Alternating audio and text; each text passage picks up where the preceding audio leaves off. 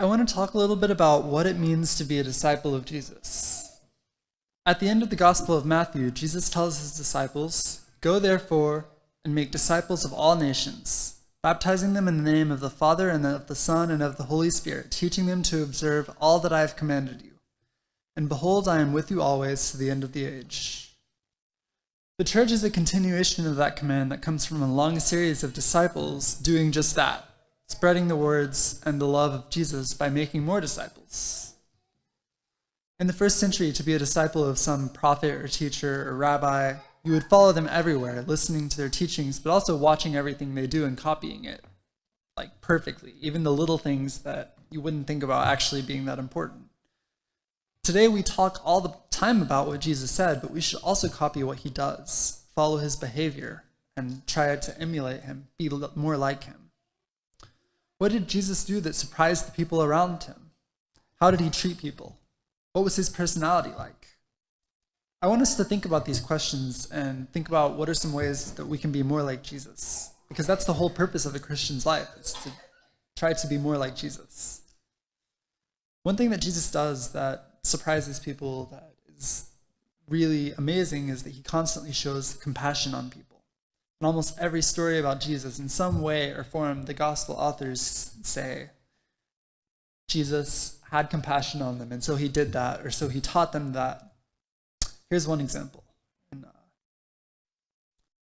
And Jesus went throughout all the cities and villages, teaching in their synagogues and proclaiming the gospel of the kingdom, and healing every disease and every affliction. When he saw the crowds, he had compassion for them, because they were harassed and helpless, like sheep without a shepherd. Then he said to his disciples, "The harvest is plentiful, but the laborers are few.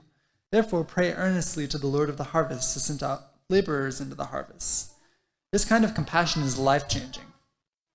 In Mark 5, Jesus heals a man who immediately turns around and starts telling everyone about him. In another story, Jesus heals a blind man who does the same thing. We also should live lives that encourage people to turn their lives toward Jesus. Another thing Jesus does that's surprising in the story is the way that he is willing to ignore tradition in favor of love. The story of healing a man on the Sabbath shows a really great example of this. And a man was there with a withered hand, and they asked him, the religious leaders, "Is it lawful to heal on the Sabbath?" so that they might accuse him.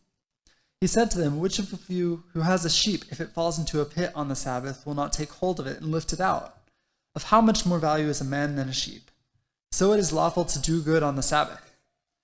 In this story and in many others, Jesus clashes with the Pharisees and other religious leaders over which is more important, doing what is good or keeping the traditions of the leaders. In these stories, Jesus shows that loving God and people is the most important thing someone can do, and we should learn from that and be like him in that way. And one more thing Jesus does. In many stories, Jesus shows love to people who were on the edges of society. He finds people who are especially in need. He invites prostitutes and thieves to eat with him, and he heals Jew and Gentile alike, even though his peers would have condemned him, saying that God's blessings were only for Israel. Jesus expands that and shows that God's love belongs to everyone. Even though this belief is extremely important in Jesus' teachings, a lot of churches today don't remember to teach it because it's hard. Just like the command to love your enemies. But the way that Jesus teaches, he expects us to love our enemies. He expects us to go out of our way to find people that we can help, to find people that we can share his gospel with. It's human nature to wish ill on your enemies, but Jesus invites his disciples. He invites us to surpass human nature, to do more than what is easy, but to live like him, to follow him in everything we do. If you aren't a disciple of Jesus yet, there's nothing better than following him and experiencing his love. The Christians here will do everything they can to welcome you into his family.